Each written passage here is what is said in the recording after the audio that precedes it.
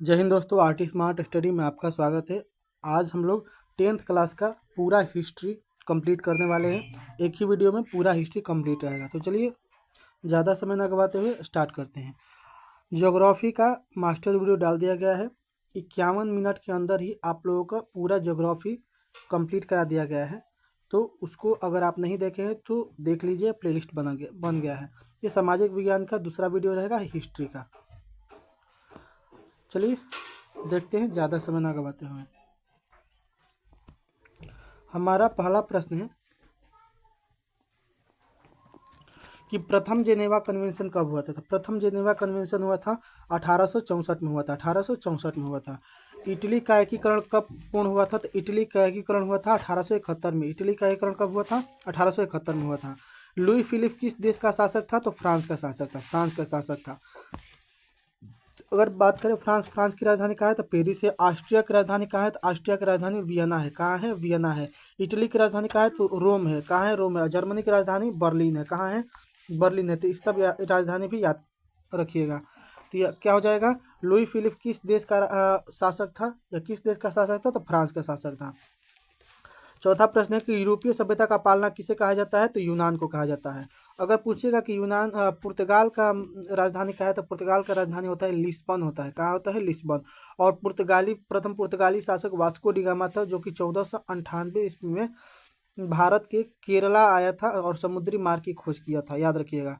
और वहाँ के जमोरिन राजा ने उनका स्वागत किया था। बोहेमिया निम्न में से किस देश के अधीन थे? यानी कि बोहेमिया देश जो है किस देश के अधीन, यानी कि किस देश के अंडर या कब्जा में था? तो ऑस्ट्रिया के। और ऑस्ट्रिया की राजधानी कहाँ है? वियना है। निम्न में से कौन मित्र राष्ट्रों के गुट में शामिल नहीं था? देखिए, जब विश्व युद्ध हो रहा था तो विश्व युद्ध जैसे फर्स्ट वर्ल्ड वार जब हुआ था ना, तो फर्स्ट वर्ल्ड वार में दो गुट बने थे। एक बना था मित्र राष्ट्र और एक बना था गुट नहीं था, धुरी राष्ट्र था। क्या था? धुरी राष्ट्र। तो एक था मित्र राष्ट्र और धुरी राष्ट्र। मित्र राष्ट्रों में जो थे ना, ये ब्रिटेन थे, ठीक ना। ब्रिटेन, फ्रांस और रूस, जितने भी बड़े बड़े देश हैं वो थे। और आ, और क्या पूछ रहे? मित्र राष्ट्रों में कौन शामिल नहीं था? तो मित्र राष्ट्र में शामिल थे, जैसे ब्रिटेन शामिल था, फ्रांस शामिल था, रूस शामिल था, जापान शामिल था। और वही जापान, जब द्वितीय विश्व युद्ध हुआ तो जापान धुरी राष्ट्र में चला गया था, याद रखिए। और धुरी राष्ट्रों में अगर बात करें तो जर्मनी हो जाएगा। तो इसका आंसर क्या हो जाएगा? मित्र राष्ट्रों के गुट में शामिल नहीं था, तो इसका आंसर हो जाएगा जर्मनी। अच्छा, मित्र राष्ट्र में और धुरी राष्ट्र में और कौन कौन थे? तो जर्मनी था, उसके बाद ऑस्ट्रिया था, और पोलैंड था, याद रखिएगा। आगे देखते हैं। 1871 में विलियम प्रथम कहाँ का सम्राट था? तो विलियम प्रथम जर्मनी का सम्राट था। सार्डिनिया का राजा कौन था? तो सार्डिनिया का राजा विक्टर इमेनुअल था। इटली के एकीकरण का प्रमुख नायक कौन था? तो मिजनी, काउंट काबूल और गैरिबाल्डी, इनमें से सभी था। लुई सुलावे को फांसी कब दी गई थी? तो लुई सुलावे को फांसी 1793 ईस्वी को दिया गया था। वियना सम्मेलन की मेजबानी किसने की थी? तो मेटरनिख ने की थी। किसने की थी? मेटरनिख ने की थी। आगे देखते हैं। निम्न में से किस सम्मेलन में जर्मनी की क्षतिपूर्ति राशि को कम कर दिया गया था? तो क्षतिपूर्ति राशि को लौसानिक सम्मेलन में कम कर दिया गया था। अमेरिका में न्यू डील किसने लागू किया, या किसने लागू की? ये लागू किया था फ्रैंकलिन डी रूजवेल्ट ने लागू किया था। अगला प्रश्न है कि हीगेल किस देश का दार्शनिक था? जो हीगेल था वो था जर्मनी की राजधानी कहाँ है? बर्लिन है। जर्मनी की राजधानी बर्लिन, याद रखिएगा। आगे देखते हैं। 15 नंबर प्रश्न है कि वियना कांग्रेस का मुख्य उद्देश्य क्या था? तो वियना कांग्रेस का मुख्य उद्देश्य था राजतंत्रों को पुनर्स्थापित करना। सिकंदर कहाँ का निवासी था? तो यूनान का निवासी था। फ्रांसीसी क्रांति कब हुई थी? तो 1789 ईस्वी में हुई थी। राष्ट्रीय आंदोलन का केंद्र जेन्ना विश्वविद्यालय कहाँ है? तो जेन्ना जर्मनी में है।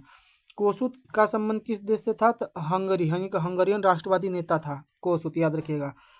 इटली तथा जर्मनी वर्तमान में किस महादेश के अंतर्गत आते हैं? तो यूरोप महादेश के अंतर्गत। अगर पूछेगा कि कितने महादेश है? तो 7 महादेश है। कितने महादेश है? 7 महादेश है।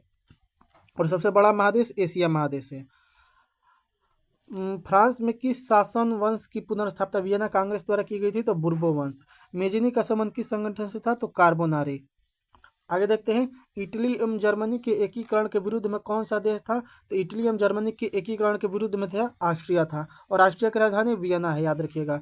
काउंट काउर को विक्टर इमैनुअल ने किस पद पर नियुक्त किया था? तो प्रधानमंत्री के पद पर नियुक्त किया था। गैरीबाल्डी पेशे से क्या था? तो गैरीबाल्डी पेशे से क्या था? तो नाविक था। क्या था? नाविक था। ये बहुत बार पूछा गया एग्जाम में। जर्मन राज्य का निर्माण किसने किया था? नेपोलियन बोनापार्ट ने किया था। आगे देखते हैं, 27 नंबर प्रश्न है कि जालवेरिन कैसा संघ था? तो ये आर्थिक संघ और व्यापारियों के संघ था, यानी कि आर्थिक तो दिया नहीं, यानी कि व्यापारियों की संस्था थी। रक्त अमलाव की नीति का अवलंबन किसने किया था? तो बिस्मार्क ने किया था। अगर पूछेगा, एक प्रश्न हम पूछ रहे हैं, आप लोग बताइएगा कि भारत का बिस्मार्क किसे बोलते हैं? भारत का बिस्मार्क किसे कहते हैं? आप लोग कमेंट में जरूर बताइएगा। हर एक वीडियो में एक प्रश्न हम पूछेंगे, आप लोग कमेंट में उसका आंसर जरूर बताइएगा। तो आप लोग बताइएगा कि भारत का बिस्मार्क किसे कहते हैं? एक हिंट दे रहे हैं, लौह पुरुष उनका नाम है, लौह पुरुष कहा जाता है। चलिए आगे देखते हैं, फ्रैंकफर्ट की संधि कब हुई थी? तो 1871 ईस्वी में हुई थी। यूरोप वासियों के लिए किस देश का साहित्य में ज्ञान विज्ञान प्रेरणा स्रोत रहा है? तो यूनान, और यूनान की राजधानी कहाँ है? एथेंस है। आगे देखते हैं, नेपल्स की क्रांति कब हुई थी? तो नेपल्स की क्रांति हुई थी 1821 में, 1821 में हुई थी। चार्टिस्ट आंदोलन कहाँ हुआ था? तो इंग्लैंड में हुआ था। यूनान को एक स्वतंत्र राष्ट्र कब घोषित किया गया था? तो 1832 ईस्वी में, 1832 ईस्वी में। ऐतिहासिक द्वंद्ववाद की व्याख्या किसने प्रस्तुत की थी? तो ऐतिहासिक द्वंद्ववाद की व्याख्या जो थी वो प्रस्तुत किया था हीगेल ने। किसने? हीगेल ने। अच्छा, हीगेल एक और भी कथन कहता है कि हीगेल का एक कथन है कि मैंने इतिहास से यह सीखा कि इतिहास से कुछ नहीं सीखा। क्या है? मैंने इतिहास से यह सीखा कि मैंने इतिहास से कुछ नहीं सीखा। तो ये पूछा जाता है कि ये किसका कथन है? तो ये हीगेल का कथन है। किसका? हीगेल का। और ऐतिहासिक द्वंद्ववाद की व्याख्या भी किसने प्रस्तुत की थी? तो हीगेल ने ही प्रस्तुत की थी। आगे देखते हैं, एड्रियानोपुल की संधि कब हुई थी? तो एड्रियानोपुल की संधि हुई थी आपका 1829 ईस्वी में। एड्रियानोपुल की संधि किन देशों के बीच हुई थी? तो ये हुई थी तुर्की एवं रूस के बीच, तुर्की एवं रूस के बीच हुई थी। सेडान का युद्ध किसके किसके बीच हुआ था? अच्छा देखिए, एक होता है सेडान का युद्ध, सेडान का युद्ध होता है, एक होता है सेडोवा का युद्ध, ठीक ना। तो सेडान का युद्ध अगर पूछेगा तो 1870 हो जाएगा, अगर सेडोवा का पूछेगा तो 1866 हो जाएगा। याद रखिएगा, ये दोनों सेम सेम लगता है लेकिन अलग अलग है। तो सेडान और सेडोवा अलग अलग, याद रखिएगा। तो सेडान का युद्ध 1870, और इसी के तहत 1871 में जर्मनी का एकीकरण होता है, याद रखिएगा। आगे देखते हैं, सेडान का, अच्छा पूछ रहा है कि सेडान का युद्ध किसके किसके बीच हुआ था? ये हुआ था फ्रांस एवं प्रसा के बीच। किस देश का हंगरी पर पूर्ण आधिपत्य था? तो किसका आधिपत्य था? तो ऑस्ट्रिया का। पोलैंड के विद्रोह को किसने कुचल दिया था? तो पोलैंड के विद्रोह को कुचल दिया था, रूस ने कुचल दिया था। सन 1870 में फ्रांस एवं प्रसा के बीच कौन सा युद्ध हुआ था? ये हुआ था सेडान का युद्ध। अच्छा, सेडान का युद्ध 1870। अच्छा पूछेगा कि सेडोवा का युद्ध कब हुआ था? तो 1866 में हुआ था। अगर पूछेगा फ्रैंकफर्ट की संधि तो 1871 में हुआ था, याद रखिएगा। किस युद्ध के बाद जर्मनी का एकीकरण पूरा हुआ था? तो किस युद्ध के बाद जर्मनी का एकीकरण पूरा हुआ था? 1871 में हुआ था, और सेडान युद्ध के बाद 1871 में सेडान युद्ध के बाद, और सेडान युद्ध कब हुआ था? 1870 में हुआ था, याद रखिएगा। यंग यूरोप का स्थापना या संस्थापक कौन था? तो ये था मेजिनी था। कौन था? मेजिनी था। यूरोप का मरीज किसे कहा जाता है? तो ये तुर्की को कहा जाता है, बहुत इंपॉर्टेंट है। वियना कांग्रेस कब हुआ था? तो वियना कांग्रेस की स्थापना हुई थी 1815 ईस्वी में हुई थी। जर्मनी के एकीकरण की प्रमुख वास्तुकार कौन थे? तो जर्मनी के एकीकरण के प्रमुख वास्तुकार थे बिस्मार्क थे। इटली के एकीकरण में निम्न में से किसका संबंध नहीं था? देखिए, इटली के एकीकरण में किसका संबंध नहीं था? तो इसका आंसर हो जाएगा बिस्मार्क, यानी कि मेजिनी, काउंट काउर और गैरीबाल्डी का संबंध था और बिस्मार्क का संबंध नहीं था, तो इसका आंसर हो जाएगा बिस्मार्क हो जाएगा। आगे देखते हैं, 1830 की क्रांति के बाद फ्रांस में किस शासक वंश या 1830 की क्रांति के बाद फ्रांस में किस प्रकार का शासन स्थापित हुआ? तो किस प्रकार का शासन स्थापित हुआ? तो इसका आंसर हो जाएगा संवैधानिक राजतंत्र। क्या हो जाएगा? संवैधानिक राजतंत्र हो जाएगा आंसर इसका। आगे देखते हैं, अगला प्रश्न है कि जर्मनी के एकीकरण के लिए कौन उत्तरदायी है? तो जर्मनी के एकीकरण के लिए उत्तरदायी है, इसका आंसर हो जाएगा बिस्मार्क हो जाएगा। क्या हो जाएगा? बिस्मार्क हो जाएगा। आगे देखते हैं 1871 में कौन सी संधि हुई थी? तो 1871 ईस्वी में हुई थी आपका फ्रैंकफर्ट की संधि। कब हुई थी? फ्रैंकफर्ट की संधि। आगे देखते हैं, इटली के एकीकरण में निम्न में से किसका योगदान, मतलब किसने योगदान किया था? तो ये मेजिनी एम इमैनुअल, गैरीबाल्डी और काउंट कार, यानी कि इनमें से सभी हो जाएगा। रॉबर्ट ओवेन कहाँ के निवासी थे? तो ये ब्रिटेन के निवासी थे। कहाँ के निवासी थे? ब्रिटेन के निवासी थे। दूसरा चैप्टर है हम लोग का कि समाजवाद एवं साम्यवाद। रूस के संसद को क्या कहा जाता है? तो ड्यूमा कहा जाता है। अगर पूछेगा कि इजराइल की संसद को क्या कहा जाता है? इजराइल के संसद को क्या कहा जाता है? तो नीसेट कहा जाता है। क्या कहा जाता है? नीसेट कहा जाता है, याद रखिएगा। अगर पूछेगा कि जापान की संसद को क्या कहा जाता है? तो डाइट कहा जाता है। डाइट कहा जाता है जापान की संसद को।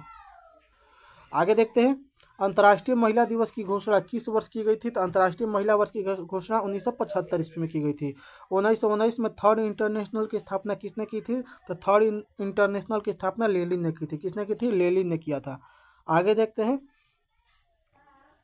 अगला प्रश्न हम लोग का कि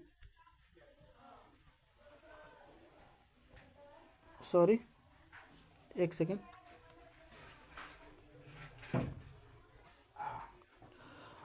अच्छा 1919 में थर्ड इंटरनेशनल की स्थापना किसने किया था? तो लेनिन ने किया था। किसने? लेनिन ने।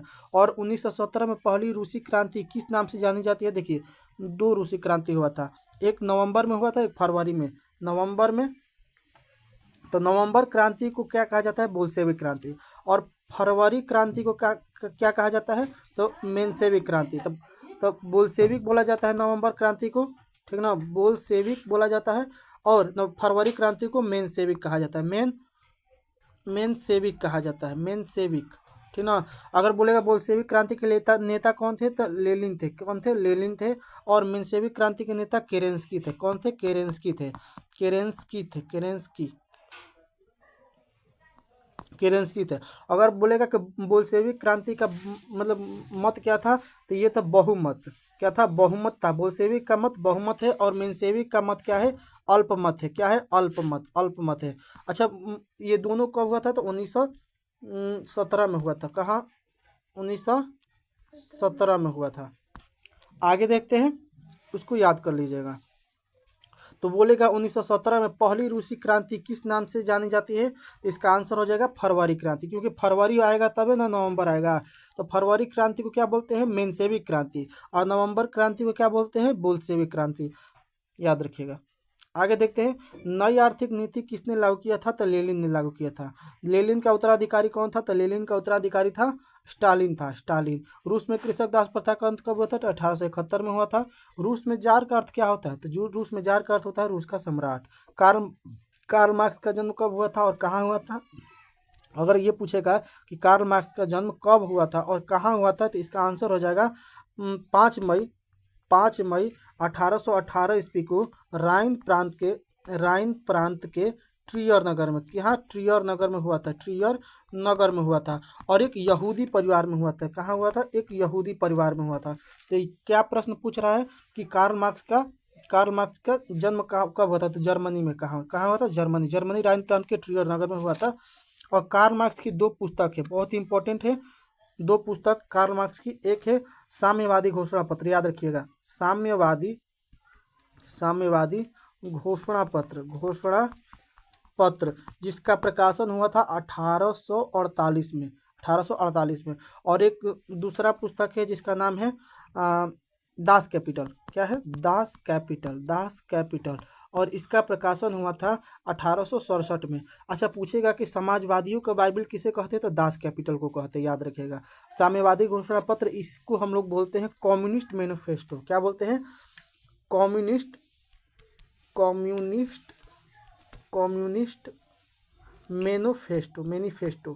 मैनिफेस्टो। तो इसको याद रखिएगा कि कम्युनिस्ट मैनिफेस्टो, जिसको हम लोग साम्यवादी घोषणा पत्र बोलते हैं, कार्ल मार्क्स की पुस्तक है, जो कि 1848 ईस्वी में, और उनका एक साथी था एंजेल्स था, उनके सहयोग से किया था। ये भी याद रखिएगा, हो सकता है प्रश्न आ भी जाए। तो कार्ल मार्क्स का जन्म कहाँ हुआ था? तो जर्मनी में हुआ था। साम्यवादी शासन का पहला प्रयोग कहाँ हुआ था? या विश्व का पहला समाजवादी देश कौन था? ये था रूस था। कौन था? रूस था। याद रखिएगा, रूस था। आगे देखते हैं, निम्नलिखित में से कौन यूरोपीय समाजवादी नहीं था? तो यूरोपियन समाजवादी नहीं था, तो इसका आंसर हो जाएगा कार्ल मार्क्स। कार्ल मार्क्स नहीं था। आगे देखते हैं, वार एंड पीस किसकी रचना है? तो ये बहुत इंपॉर्टेंट है, इसको हिंदी में बोलेंगे युद्ध एवं शांति। वार का मतलब युद्ध और शांति। युद्ध एवं शांति किसकी पुस्तक है? ये था टॉल्स्टॉय। टॉल्स्टॉय, याद रखिएगा, टॉल्स्टॉय। आगे देखते हैं, बोल्शेविक क्रांति। मैंने बताया बोल्शेविक क्रांति को नवंबर क्रांति कहते हैं और नवंबर 1917 में हुआ था।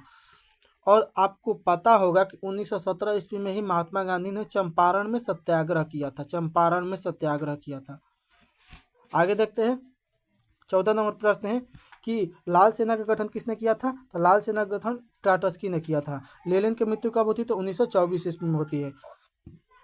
आगे देखते हैं, ब्रेस्टा लिटोवस की संधि किन देशों के बीच हुई है? तो ब्रेस्टा लिटोवस की संधि रूस एवं जर्मनी के बीच हुई है। और अगर पूछेगा कि ब्रेस्टा लिटोवस की संधि कब हुआ था, तो ये हुआ था 1918 ईस्वी में। और इसी ब्रेस्टा लिटोवस की संधि में रूस जो था प्रथम विश्व युद्ध से बाहर हो गया था। याद रखिएगा, रूस जो था प्रथम विश्व युद्ध कब चला था? 1914 से लेकर 1918 ईस्वी तक। और द्वितीय विश्व युद्ध कब चला था? तो 1939 से लेकर 1945 तक चला था। ये बहुत इंपॉर्टेंट है, याद रखिएगा। रूस का पहला समाजवादी कौन था? तो रूस का पहला समाजवादी प्लेखानोव था। कौन था? प्लेखानोव था। आगे देखते हैं, रासपुतिन कौन था? तो एक भ्रष्ट पादरी था। क्या था? भ्रष्ट पादरी। नई आर्थिक नीति कब लागू हुआ था? तो 1921 ईस्वी में लागू हुआ था। 1924 में लेनिन की मृत्यु हुई थी, याद रखिएगा। अच्छा, 1920 में असहयोग आंदोलन चलाया गया था। गांधी जी ने असहयोग आंदोलन चलाया था। और 1930 ईस्वी में स्वराज पार्टी की स्थापना हुई थी। स्वराज पार्टी की स्थापना हुई थी, याद रखिएगा। आगे देखते हैं, दास कैपिटल। आ गया प्रश्न कि दास कैपिटल की रचना किसने की है? तो कार्ल मार्क्स ने। रूस का सम्राट को क्या कहा जाता है? तो जार कहा जाता है। मजदूर दिवस 1 मई को मनाया जाता है। अंतर्राष्ट्रीय महिला दिवस 8 मार्च को मनाया जाता है। क्या मनाया जाता है? 8 मार्च को मनाया जाता है। ये बहुत ही इंपॉर्टेंट है। समाजवादियों का बाइबल किसे कहते हैं? तो समाजवादियों का बाइबल दास कैपिटल को कहते हैं। अच्छा, वार एंड पीस किसकी रचना है? तो टॉल्स्टॉय। किसकी? टॉल्स्टॉय की। और कम्युनिस्ट घोषणा पत्र किसकी रचना है? तो कार्ल मार्क्स की रचना है। किसकी? कार्ल मार्क्स की। अगला प्रश्न है कि कार्ल मार्क्स ने किसके साथ मिलकर कम्युनिस्ट घोषणा पत्र, इसका प्रकाशन हुआ था 1848 ईस्वी में। और किसके साथ किए थे? तो एंजिल्स के साथ। किसके साथ? एंजिल्स के साथ। अगला प्रश्न है कि जार निकोलस द्वितीय की पत्नी जरीना किस देश की राजकुमारी थी? तो ब्रिटेन देश की राजकुमारी थी। साम्यवादी घोषणा पत्र के लेखक कौन? देखिए, साम्यवादी घोषणा पत्र के लेखक है कार्ल मार्क्स एवं एंजेल। कब? 1848 में। 1848 में। ये बार बार बता रहे हैं क्योंकि ये बहुत इंपॉर्टेंट है। आगे देखते हैं, निम्नलिखित में से किसे साम्यवाद के संस्थापक के रूप में जाना जाता है? तो साम्यवाद के संस्थापक के रूप में जाना जाता है कार्ल मार्क्स को। जहां साम्यवाद आएगा, साम्यवादी घोषणा पत्र आएगा, यहाँ पर कार्ल मार्क्स मारिएगा। अच्छा, कार्ल मार्क्स का जन्म कब हुआ था? तो कार्ल मार्क्स का जन्म 5 मई 1818 ईस्वी को 1818 ईस्वी को हुआ था। आगे देखते हैं, दास कैपिटल का प्रकाशन किस वर्ष किया गया था? 1867 ईस्वी में। रूस में बोल्शेविक क्रांति के नेता थे। बोल्शेविक क्रांति के नेता थे लेनिन। और जो मेंशेविक क्रांति थे, तो मेंशेविक क्रांति के नेता केरेंस्की थे। कौन थे? केरेंस्की थे। इसका आंसर हो जाएगा लेनिन हो जाएगा। खूनी रविवार किसे कहा जाता है? तो 1905 के रविवार को खूनी रविवार कहा जाता है। अच्छा, बोल्शेविक दल के कार्यक्रम अप्रैल थीसिस की रचना किसने? देखिए, क्वेश्चन में यही आंसर छिपा है। आपको अगर पता होगा कि बोल्शेविक दल के नेता कौन है, तो आपको ये भी पता चल जाएगा कि अप्रैल थीसिस की रचना किसने की है। तो बोल्शेविक दल के नेता कौन है? तो लेनिन है। और लेनिन ने ही अप्रैल थीसिस की रचना की है, याद रखिएगा। गैरिबाल्डी पेशे से एक नाविक था, याद रखिएगा। अगला प्रश्न है 33 नंबर कि रूस में अल्पमत। देखिए, हमने बताया कि बोल्शेविक क्रांति हुआ।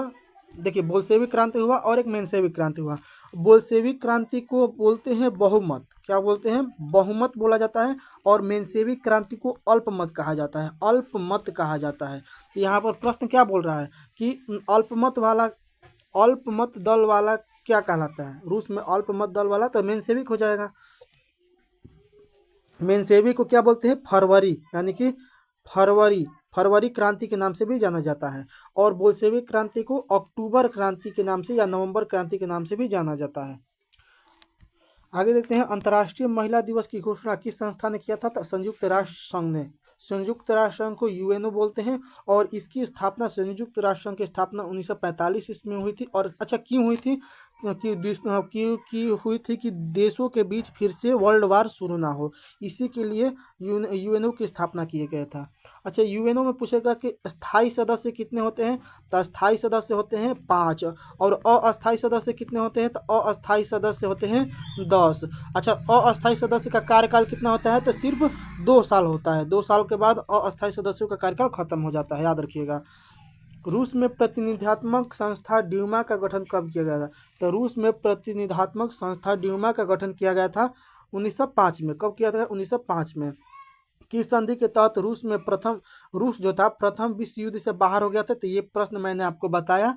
आप लोग बताइए कि किस संधि के तहत रूस प्रथम विश्व युद्ध से बाहर हो गया, तो ये था आंसर आपका ब्रेस्टल स्टोक्स की संधि। कब हुआ था, 1918 में। मैंने बताया कि प्रथम विश्व युद्ध जब चला था 1914 से 18, तो 18 में ही क्या हुआ था, ब्रेस्टल स्टोक्स की संधि के तहत रूस जो था प्रथम विश्व युद्ध से बाहर हो गया था। आगे देखते हैं, अगला प्रश्न है कि वैज्ञानिक समाजवाद का जनक किसे कहा जाता है, तो वैज्ञानिक समाजवाद का जनक कार्ल मार्क्स को जाना जाता है। आगे देखते हैं, तीसरा चैप्टर है जिसका नाम है हिंद चीन में राष्ट्रवादी आंदोलन। तो दक्षिण वियतनाम में किसकी प्रथम सरकार थी, तो ये सरकार थी बाओदाई की। तोंकिक फ्री स्कूल कहाँ स्थापित किया गया था, तो तोंकिक फ्री स्कूल स्थापित किया गया था। इसका आंसर हो जाएगा वियतनाम हो जाएगा। क्या हो जाएगा, वियतनाम।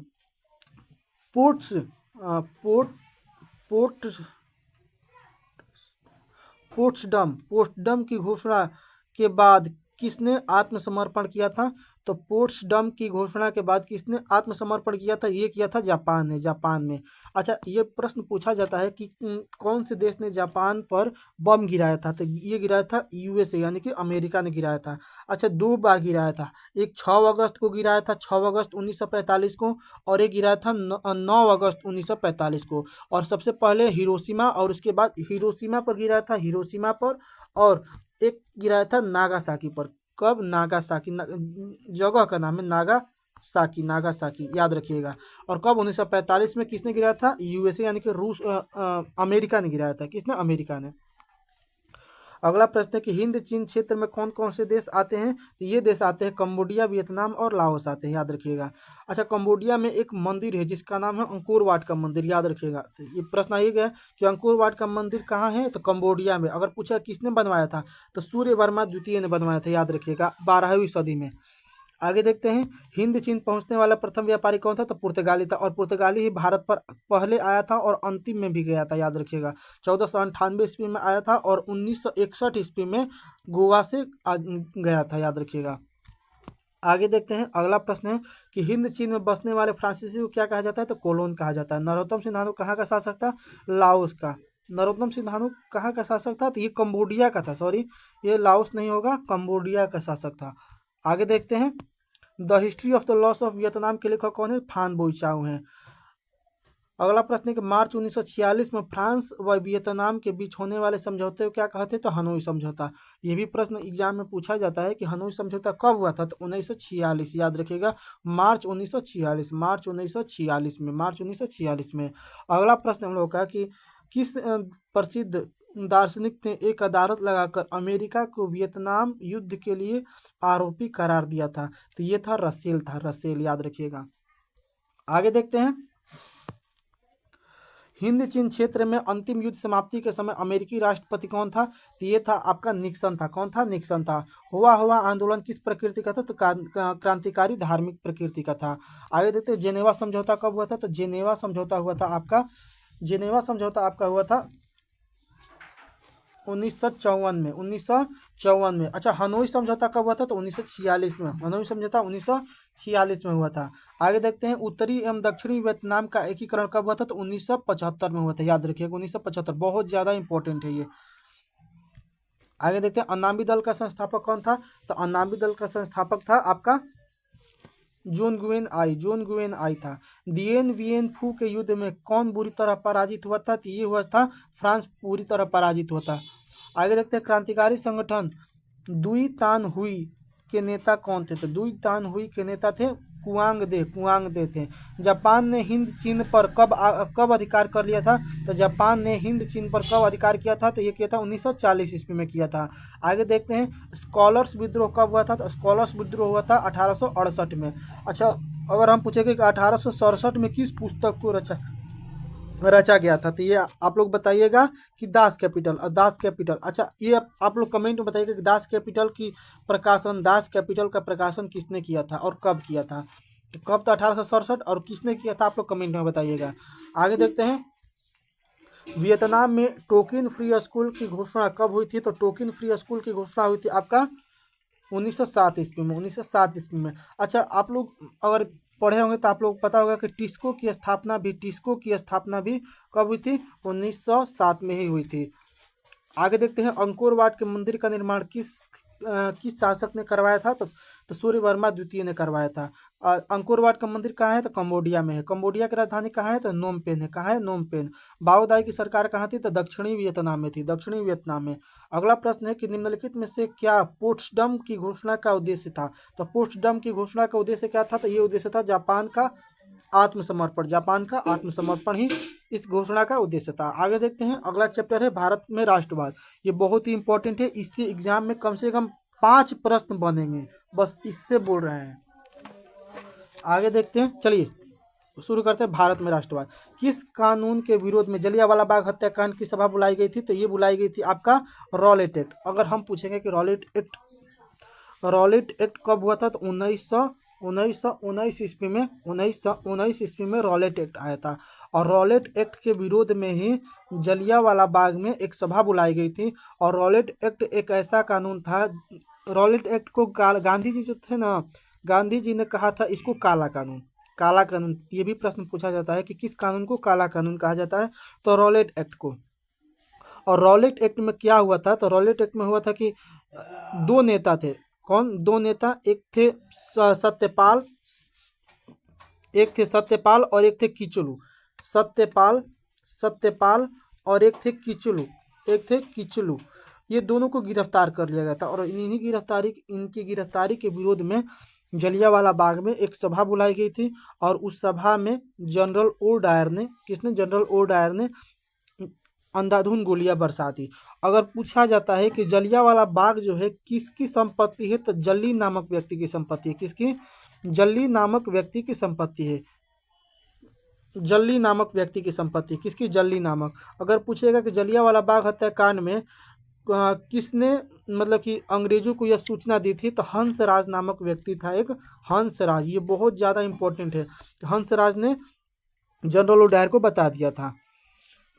तो चलिए यहाँ पर आंसर क्या हो जाएगा? किस कानून के विरोध में जलियांवाला बाग में सभा का आयोजन किया गया था? तो सभा का आयोजन रॉलेट एक्ट के विरोध में।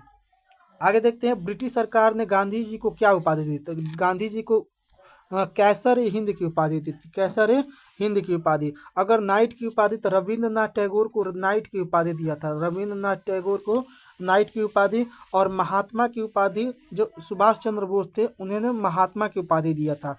तो गांधी जी को महात्मा की उपाधि सुभाष चंद्र बोस ने दिया था। अगर ये प्रश्न पूछा जाता है कि जलियांवाला बाग हत्याकांड के विरोध में जो गांधी जी ने कैसर हिंद की उपाधि अंग्रेजों को लौटा दी थी, उसके बाद जमुनालाल बजाज जो थे एक, उन्होंने भी राय बहादुर की उपाधि लौटा दी थी। याद रखिएगा ये सब। और उसके बाद रविंद्रनाथ टैगोर जो थे, रविंद्रनाथ टैगोर ने नाइट की उपाधि अंग्रेजों को लौटा दी थी।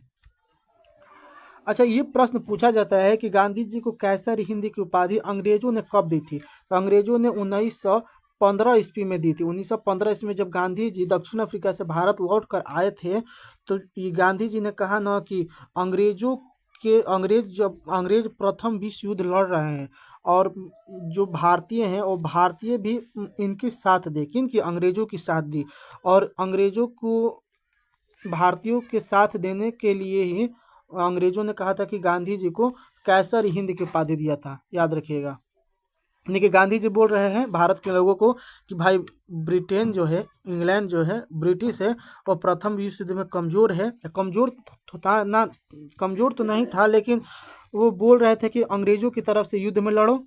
और उनके कहने के बाद ही अंग्रेज़ों ने गांधी जी को कैसर हिंद की उपाधि दी थी। आगे देखते हैं। ज़्यादा एक्सप्लेन करेंगे तो ये ज़्यादा लंबा हो जाएगा, ठीक ना। तो इसीलिए हम जितना इम्पोर्टेंट है उतना हम बताते चलते हैं।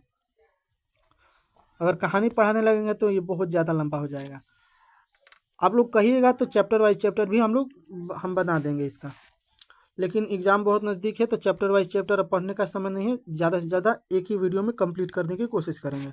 चलिए तीसरा क्वेश्चन है कि इल्बर्ट बिल किसके शासनकाल में पारित हुआ था। तो इल्बर्ट बिल किसके शासनकाल में पारित हुआ था, तो ये हुआ था लॉर्ड रिपन। लॉर्ड रिपन, अच्छा लॉर्ड रिपन जो था, लॉर्ड रिपन के शासनकाल में ही जनगणना जो थी, जनगणना नियमित रूप से शुरुआत हो गई थी। कब नियमित रूप से अच्छा अगर पूछेगा कि जनगणना की शुरुआत मेयो के काल में हुई थी, लेकिन नियमित जनगणना जो थी वो रिपन के शासनकाल से ही शुरू हो जाती है। और इल्बर्ट बिल भी रिपन के काल से ही पारित होती है। असहयोग आंदोलन का प्रस्ताव किस अधिवेशन में स्वीकार किया गया था। असहयोग आंदोलन का प्रस्ताव किस कांग्रेस अधिवेशन में स्वीकार किया गया था। तो इसका आंसर हो जाएगा नागपुर अधिवेशन। नागपुर अधिवेशन हो जाएगा। आगे देखते हैं, पांचवा प्रश्न है कि दांडी यात्रा ने किस आंदोलन की शुरुआत की। तो दांडी यात्रा ने सविनय अवज्ञा आंदोलन की शुरुआत की थी। अगर हम पूछेंगे कि बताइए सविनय अवज्ञा आंदोलन 1930 ईस्वी में कब किया गया था। तो देखिए सविनय अवज्ञा, क्योंकि बहुत ज़्यादा इंपॉर्टेंट है ये सब, इसलिए हम बता दे रहे हैं। तो देखिए सविनय अवज्ञा आंदोलन जो है ना, सविनय अवज्ञा आंदोलन 1930 ईस्वी में 1930 ईस्वी में शुरू हुआ था। अगर पूछा जाएगा कि असहयोग आंदोलन कब शुरू किया गया, तो असहयोग आंदोलन 1920 ईस्वी में शुरू किया गया था। अगर पूछा जाएगा आपसे कि बताइए कि चंपारण सत्याग्रह कब शुरू किया गया था, तो 1917 ईस्वी में शुरू किया गया था। भारत छोड़ो आंदोलन कब शुरू किया गया था, तो 1942 ईस्वी में शुरू किया गया था। याद रखिएगा ये सब। अखिल भारतीय ट्रेड यूनियन कांग्रेस की अध्यक्ष कौन थे। तो अखिल भारतीय ट्रेड यूनियन कांग्रेस के जो अध्यक्ष थे लाला लाजपत राय थे। और पूछा जाएगा कि अखिल भारतीय ट्रेड यूनियन कांग्रेस की स्थापना कब हुई थी, तो 1920 ईस्वी में हुई थी। 1920 ईस्वी में हुई थी। आगे देखते हैं, ऑल इंडिया मुस्लिम लीग की स्थापना कब हुई थी, तो 1906 ईस्वी में हुई थी। गांधी जी के राजनीतिक गुरु कौन थे, तो गोपाल कृष्ण गोखले थे। कौन थे, गोपाल कृष्ण गोखले थे। निम्न में से कौन उदारवादी नेता नहीं था। उदारवादी नेता नहीं था, तो ये विपिन चंद्रपाल जो थे उदारवादी नेता नहीं थे। ये जो थे वो उग्रवादी नेता थे। देखिए उग्रवादी नेता में कौन कौन शामिल है, आपको प्रश्न पूछा जाता है कि उग्रवादी, तो उग्रवादी में थे लाल बाल पाल। आप लोग पढ़े होंगे लाल बाल और पाल। लाल से लाला लाजपत राय, लाल से लाला लाजपत राय, याद रखिएगा लाला लाजपत राय। बाल से बाल गंगाधर तिलक थे। और पाल से विपिन चंद्रपाल, याद रखिएगा विपिन चंद्रपाल थे। आगे देखते हैं, तो उदारवादी नेता नहीं थे, तो विपिन चंद्रपाल उदारवादी नेता नहीं थे। अगला प्रश्न है कि निम्नलिखित में से किसने पहली बार मुसलमानों के लिए अलग निर्वाचन का प्रस्ताव रखा था। तो ये रखा था मार्ले मिंटो सुधार ने। मार्ले मिंटो सुधार, ये प्रश्न देखिए यहाँ से भी एग्जाम में एक प्रश्न जरूर आएगा आपका। देखिए मार्ले मिंटो जो सुधार था ये आया था आपका 1907 में। 9 में आया था। कब आया था, 1909 में आया था। और अगर पूछेगा कि मॉन्टेग्यू चेम्सफोर्ड कब आया था, तो 1917 की 19 में आया था। अब हम थोड़ा याद नहीं आ रहा है, लेकिन आप लोग बताइएगा कि 1917 में आ रहा है कि 19 में आ रहा है। 17 होगा या 19 होगा, यही दोनों में से कुछ होगा। दिल्ली समझौता हुआ था गांधी जी के बीच, यानी कि 1931 ईस्वी में दिल्ली समझौता हुआ था।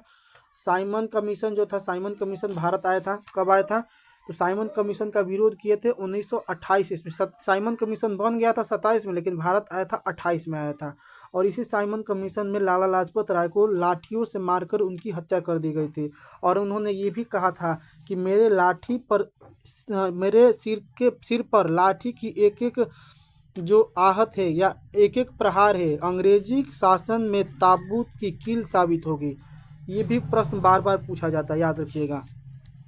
आगे देखते हैं, तो इसका आंसर क्या हो जाएगा, मार्ले मिंटो सुधार हो जाएगा। भारत में रेलवे की शुरुआत किसके शासनकाल में हुई थी, तो डलहौजी के शासनकाल में। कब, 1953 ईस्वी, 1853 होगा, 1853। आगे देखते हैं स्वराज दल के प्रथम अध्यक्ष कौन थे, तो स्वराज दल के प्रथम अध्यक्ष थे चित्तरंजन दास थे। गदर पार्टी की स्थापना किसने की थी, तो गदर पार्टी की स्थापना 1913 ईस्वी में लाला हरदयाल ने की थी, लाला हरदयाल ने। जलियांवाला बाग हत्याकांड किस तिथि को हुआ था, तो 13 अप्रैल 1919 ईस्वी को हुआ था। अच्छा आप लोग बताइए कि जलियांवाला बाग में किसने मतलब धोखा दिया था, तो धोखा दिया था हंसराज ने, हंसराज ने धोखा दिया था, हंसराज ने। और जलियांवाला बाग किसकी संपत्ति थी, तो जल्ली नामक व्यक्ति की संपत्ति थी, याद रखिएगा। जलियांवाला बाग हत्याकांड में क्यों सभा बुलाई गई थी, क्योंकि रॉलेट एक्ट के तहत सतपाल और किचलू को गिरफ्तार कर लिया गया था। आगे देखते हैं लखनऊ समझौता कब हुआ था, तो लखनऊ समझौता आपका हुआ था 1916 ईस्वी में हुआ था। कब हुआ था, 1916 ईस्वी में हुआ था। 1918 ईस्वी में खेड़ा सत्याग्रह हुआ था महात्मा गांधी ने, और 1920 ईस्वी में असहयोग आंदोलन हुआ था, असहयोग आंदोलन। 1922 ईस्वी में चौरा चोरी कांड हुआ था, चौरा चोरी कांड हुआ था। इसी के तहत असहयोग आंदोलन वापस ले लिया गया था, याद रखिएगा। अच्छा असहयोग आंदोलन जो चौरी चौरा कांड हुआ था, इसमें कितने पुलिसकर्मी मर गए थे, तो 22 पुलिसकर्मियों की, और पूरा थाना ही जला दिया गया था। आगे देखते हैं अगला प्रश्न है कि असहयोग आंदोलन का प्रस्ताव कांग्रेस के किस अधिवेशन में पारित हुआ। देखिए असहयोग आंदोलन कब हुआ था, तो 1920 ईस्वी में हुआ था, 1920 ईस्वी में हुआ था। तो इसका आंसर हो जाएगा आपका ऑप्शन नंबर हो जाएगा डी, दिसंबर 1920 के नागपुर अधिवेशन में। क्योंकि 1920 तो सब में दिया है, लेकिन इसका आंसर हो जाएगा दिसंबर 1920 नागपुर अधिवेशन। अगला प्रश्न है कि भारत में खिलाफत आंदोलन कब और किस देश के शासन के समर्थन से शुरू हुआ था, तो खिलाफत आंदोलन जो था ये था तुर्की के 1920 में तुर्की के समर्थन से शुरू हुआ था। सविनय अवज्ञा आंदोलन कब और किस यात्रा से शुरू किया गया था, तो सविनय अवज्ञा जो आंदोलन है ये शुरू किया गया था 1930 के दांडी यात्रा से। पूर्ण स्वराज की मांग का प्रस्ताव कांग्रेस के किस वार्षिक अधिवेशन में पारित हुआ, तो जब भी पूर्ण स्वराज आएगा तो लाहौर याद रखिएगा, लाहौर 1929 के लाहौर अधिवेशन, 1929 के लाहौर अधिवेशन। आगे देखते हैं अगला प्रश्न, ये बहुत ज्यादा इंपॉर्टेंट है, याद रखिएगा। भारत में राष्ट्रवाद, राष्ट्रीय स्वयंसेवक संघ की स्थापना कब की गई थी, मतलब कि राष्ट्रीय स्वयंसेवक संघ की स्थापना कब और किसने की थी, तो ये किया था आपका स्वयं सेवक संघ की स्थापना 1925 ईस्वी में हुआ था। और के.बी. हेगडेवार ने बहुत बार एग्जाम में पूछा गया है, ये बिहार बोर्ड में ही नहीं बहुत सारे एग्जाम में भी पूछा गया है। सरदार वल्लभ भाई पटेल को सरदार की उपाधि किस आंदोलन में दी गई थी, तो बारदोली आंदोलन में, और उनकी महिलाओं के द्वारा, गांधी जी के द्वारा दी गई थी। तो पूछा जाता है कि बारदोली की महिलाओं ने दिया था सरदार वल्लभ भाई पटेल को सरदार की उपाधि। रंपा विद्रोह कब हुआ था, 1916 ईस्वी में हुआ था। वेदों की ओर लौटो का नारा किसने दिया था, तो स्वामी दयानंद सरस्वती ने दिया था। किसने दिया था, स्वामी दयानंद सरस्वती ने दिया था। आगे देखते हैं किसने 1920 में ताशकंद में भारतीय कम्युनिस्ट पार्टी का गठन किया, तो 1920 में ताशकंद में भारतीय कम्युनिस्ट पार्टी का गठन किसने किया था, तो एम.एन. रॉय ने किया था, एम.एन. रॉय ने किया था। आगे देखते हैं अगला प्रश्न है कि अली मुसालियर ने किस विद्रोह का नेतृत्व किया था, तो अली मुसालियर ने किया था मोपला विद्रोह का, मोपला विद्रोह का, याद रखिएगा मोपला विद्रोह। अच्छा आप लोग बताइए कि रंपा विद्रोह कब हुआ था, तो 1916 ईस्वी में हुआ था। मोपला विद्रोह 1921 में हुआ था। आप लोग बताइए कि ये सही है कि गलती है, हमको तो गलत लग रहा है, लेकिन याद रखिए आप लोग कमेंट में बताइएगा कि मोपला विद्रोह कब हुआ था, ठीक ना। अली मुसालियर ने किस विद्रोह का नेतृत्व किया था, तो मोपला विद्रोह का। आगे देखते हैं निम्नलिखित में से किसे सीमांत गांधी या बादशाह खान कहा जाता है, तो खान अब्दुल गफ्फार खां को। और ये प्रथम मुस्लिम या प्रथम विदेशी हैं जिन्हें भारत में भारत रत्न मिला है, याद रखिएगा। भारत रत्न एकमात्र विदेशी हैं खान अब्दुल गफ्फार के, ये पाकिस्तान के हैं। चंपारण विद्रोह कब हुआ था, तो आप लोग सबको पता होगा कि 1917 में चंपारण विद्रोह हुआ। फिर 1918 में खेड़ा सत्याग्रह हुआ। फिर 1919 ईस्वी में क्या हुआ, रॉलेट एक्ट भी हुआ, साथ ही साथ जलियांवाला बाग हत्याकांड हुआ, और 1916 में रंपा विद्रोह हुआ था। तो इसका आंसर हो जाएगा चंपारण सत्याग्रह 1917 ईस्वी में। आगे देखते हैं किस अधिनियम के द्वारा मुसलमानों को पृथक निर्वाचन पद्धति किया गया था, तो ये किया गया था आपका 1919 ईस्वी के मार्ले मिंटो सुधार के तहत। मार्ले मिंटो सुधार कब हुआ था, तो मार्ले मिंटो सुधार जो हुआ उसका हो जाएगा आपका 1909 ईस्वी, 1909 ईस्वी। ये भी देखिए दोनों प्रश्न एक ही है, लैंग्वेज अलग अलग है। मार्ले मिंटो सुधार में ये कहा गया ना कि मुसलमान जो है, मुसलमान को अलग पृथक प्रतिनिधि या चुनाव लड़ने के लिए बोला जाए, ठीक ना। तो ये पार्लियामेंट सुधार हुआ था 1909 ईस्वी में, और इसमें बोला गया कि इसी अधिनियम के द्वारा मुसलमानों को पृथक प्रतिनिधित्व प्रदान किया गया, ठीक ना, पृथक प्रतिनिधित्व प्रदान किया गया। आगे देखते हैं, भारतीय राष्ट्रीय कांग्रेस के पहले अध्यक्ष, बहुत ज़्यादा इंपॉर्टेंट, आप लोगों को एक कांग्रेस का पूरा अधिवेशन आपको वीडियो डाल दिया जाएगा, आप लोग देख लीजिएगा, उसको याद कर लीजिएगा। तो भारतीय राष्ट्रीय कांग्रेस की अगर बात करें तो भारतीय राष्ट्रीय कांग्रेस की स्थापना हुई थी 28 दिसंबर 1885 ईस्वी को ए.ओ. ह्यूम के द्वारा। किसके द्वारा? ए.ओ. ह्यूम के द्वारा, ए.ओ. ह्यूम के द्वारा। और इसके प्रथम अध्यक्ष थे व्योमेश चंद्र बनर्जी। देखिए, संस्थापक तो ए.ओ. ह्यूम है, लेकिन जो अध्यक्ष थे पहले व्योमेश चंद्र बनर्जी थे, व्योमेश चंद्र बनर्जी, जिसे हम लोग WC बनर्जी भी बोलते हैं। अच्छा, ए.ओ. ह्यूम का पूरा नाम क्या है? तो एलेन ऑक्टेवियन ह्यूम है, एलेन ऑक्टेवियन ह्यूम है। आगे देखते हैं कि फॉरवर्ड ब्लॉक की स्थापना किसने की है? तो फॉरवर्ड ब्लॉक की स्थापना सुभाष चंद्र बोस ने कब की थी? तो 1939 में की थी। आगे देखते हैं, किस वर्ष साइमन कमीशन भारत आया था? देखिए, साइमन कमीशन की अगर बात करें तो साइमन कमीशन बना था 1927 में, बन गया था। देखिए, बना था 27 में, लेकिन भारत आया था 1928 में। तो ये प्रश्न भी देखिए एग्जाम में क्या प्रश्न पूछ देगा, कोई नहीं जानता है। तो देखिए 1927 में बना था, तो पूछेगा कि साइमन कमीशन कब बना था? तो 1927 में। लेकिन पूछेगा कि भारत कब आया था? तो यहाँ पर प्रश्न बोल रहा है ना कि किस वर्ष साइमन कमीशन भारत आया। तो भारत कब आया आप लोग बताइए। अब 1928 ईस्वी में आया, ठीक ना। अच्छा, 1928 ईस्वी में और क्या हुआ था? तो बारदोली आंदोलन हुआ था, बारदोली सत्याग्रह हुआ था, बारदोली सत्याग्रह हुआ था। और बारदोली सत्याग्रह में ही बारदोली की महिलाओं ने सरदार वल्लभ भाई पटेल को सरदार की उपाधि दिया गया था। आगे देखते हैं, अगर हम पूछे गए यहाँ पर कि 1922 ईस्वी में क्या हुआ था, तो 1922 ईस्वी में चौरी चौरा कांड हुआ था, और चौरी चौरा कांड के तहत ही असहयोग आंदोलन वापस ले लिया गया था। अच्छा, 1924 ईस्वी में क्या हुआ था? तो 1924 ईस्वी में गांधी जी ने बेलगांव अधिवेशन की अध्यक्षता की थी, और गांधी जी ने यह प्रथम कांग्रेस की अध्यक्षता दी। और 1927 ईस्वी में क्या हुआ था? तो 1927 ईस्वी में साइमन कमीशन बन गया था, और 1928 ईस्वी में भारत आया था। आगे देखते हैं, अखिल भारतीय किसान सभा का गठन कब किया गया था? तो अखिल भारतीय किसान सभा का गठन किया गया था, आपका आंसर हो जाएगा इसका ऑप्शन नंबर डी, 1936 हो जाएगा। 1929 में लाहौर अधिवेशन हुआ था, 1928 में आपका हुआ था 28 बारदोली सत्याग्रह हुआ था, और 1921 ईस्वी में रंपा विद्रोह हुआ था, याद रखिएगा। और नेपल्स की क्रांति 1821 में हुई थी, याद रखिएगा। टीपू सुल्तान कहाँ का शासक था? तो टीपू सुल्तान मैसूर का शासक था, मैसूर का शासक था। अब अगर टीपू सुल्तान की बात करें तो टीपू सुल्तान का मृत्यु हुआ था 1799 ईस्वी में, चतुर्थ आंग्ल मैसूर युद्ध के दौरान हुई थी, याद रखिएगा, चतुर्थ आंग्ल मैसूर युद्ध के दौरान हुई थी। अगर हम पूछेंगे कि सिखों के 10वें गुरु तथा अंतिम श्री गुरु गोविंद सिंह का जन्म बिहार के किस नगर में हुआ था? तो ये पटना नगर में हुआ था। और गुरु गोविंद सिंह की बात आ ही गई, तो गुरु गोविंद सिंह का जन्म कब हुआ था? तो ये हुआ था 1666 ईस्वी में। कब हुआ था? 1666 ईस्वी में हुआ था, पटना में हुआ था, पटना में हुआ था, याद रखिएगा। अगर सिख की बात करें तो सिख में कितने गुरु हो गए हैं? तो सिखों के 10 गुरु हुए हैं। कितने गुरु हुए हैं? सिख के 10 गुरु हैं। कितने गुरु? 10 गुरु हैं। अगर पहले गुरु कौन थे? तो गुरु नानक थे। कौन थे? गुरु नानक थे, गुरु नानक।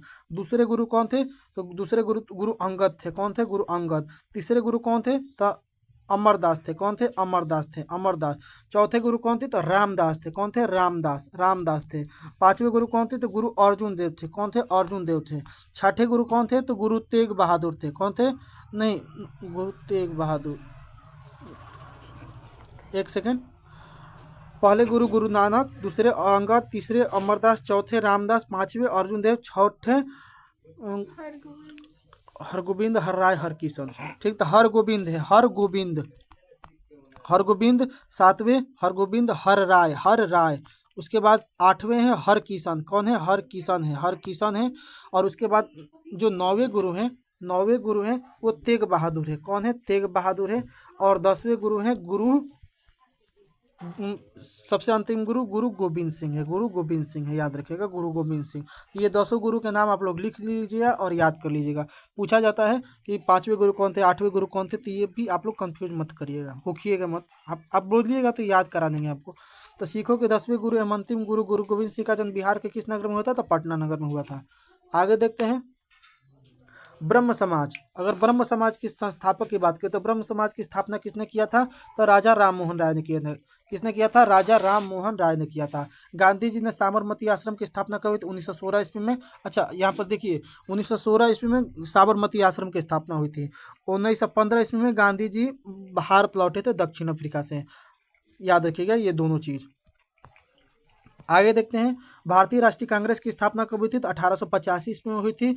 और 1885 ईस्वी में किसने की, ए.ओ. ह्यूम ने, एलेन ऑक्टोबियन ह्यूम ने की थी। और इसके प्रथम जो अध्यक्ष थे कौन थे, अध्यक्ष जो थे व्योमेश चंद्र बनर्जी थे, व्योमेश चंद्र बनर्जी थे, याद रखिएगा। और कहाँ हुआ था, तो गोकुल दास तेजपाल संस्कृत महाविद्यालय में हुआ था।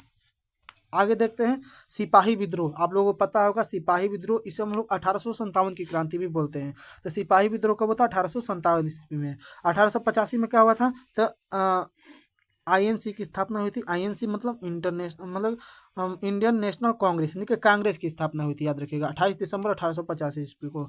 बंगाल विभाजन कब हुआ था, तो बंगाल विभाजन 1905 ईस्वी में, किसके समय, कर्जन के समय। और यही बंगाल विभाजन रद्द कर दिया गया था 1911 ईस्वी में, रद्द कर दिया गया, याद रखिएगा। तो बंगाल विभाजन कब हुआ, 1905 ईस्वी में। अच्छा 1857 में सिपाही विद्रोह हुआ था, याद रखिएगा।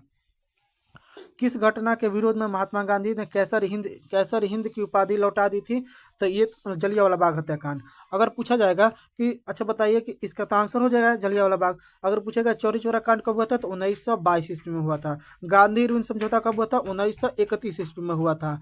किसान आंदोलन कब हुआ था, तो किसान आंदोलन हुआ था आपका 1926 में हुआ था, याद रखिएगा।